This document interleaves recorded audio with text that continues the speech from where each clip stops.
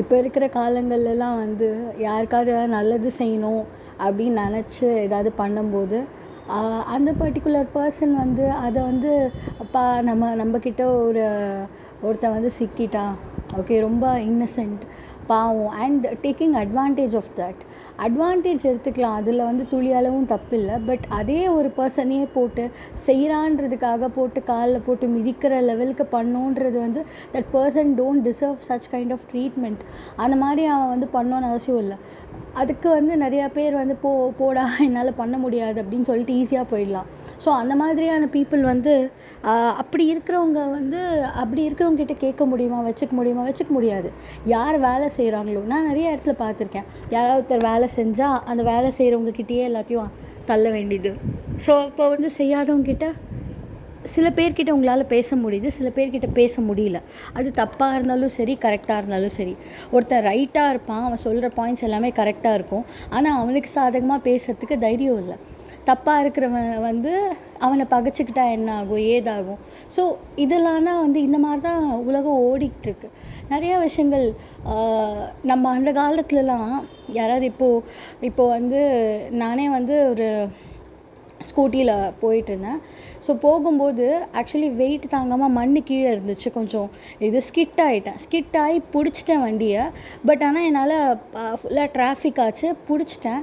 And everyone was standing there literally. அங்கே யாருமே வந்து கை பிடிச்சி, நான் விழலை அஃப்கோர்ஸ், பட் ஆனால் நான் வந்து கீழே தூக்க முடியல என்னால். அங்கே நின்று பார்த்துட்ருக்காங்களே தவிர தூக்கி எழுப்பல. இதே வந்து எனக்கு ஒரு 4-5 வருஷம், ஒரு மேக்ஸிமம் ஒரு 5 இயர்ஸ் பிஃபோர், 6 இயர்ஸ் பிஃபோர்லாம் வந்து ஓடி வந்து தூக்கி எழுப்பி ஹெல்ப் பண்ணுவாங்க.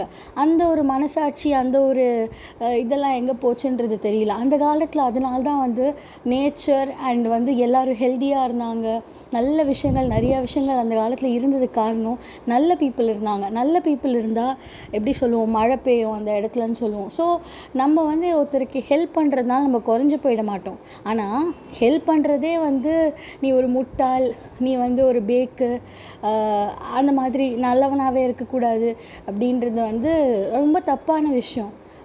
என்ன ஆகும், ஆல்ரெடி அவன் நல்ல பையனாக தான் இருந்திருப்பான். அவன் ஹர்ட் ஆகிறான்றதுனால, ஜஸ்ட் பிகாஸ் அவன் செய்கிறான்றதுக்காக அவனை அட்வான்டேஜாக யூஸ் பண்ணிக்கிட்டு அவன்கிட்ட ஒரு தேவை முடிஞ்சதுக்கப்புறம் அவனை ஒதுக்கி அவனை காயப்படுத்தி அந்த மாதிரி பண்ணும்போது அவனுக்கு என்ன ஆகுது, கோவம் வருது.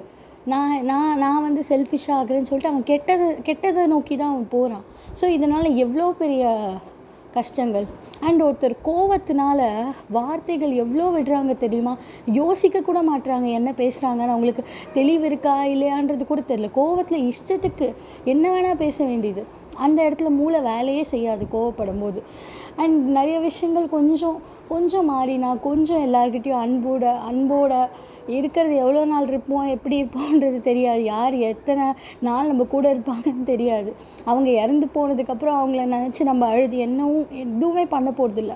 இருக்கிற வரைக்கும் எல்லாருக்கிட்டையும் நல்லதாக இருந்துட்டு, நானும் வளர்கிறேன், நீயும் வளர்கிற, அடுத்தவன் வந்து ஒரு நல்ல பொசிஷனுக்கு போகிறான்னா அதை பார்த்து சந்தோஷப்படுங்க. நீங்களும் வந்து க்ரோ ஆகுங்க. So be positive and do good.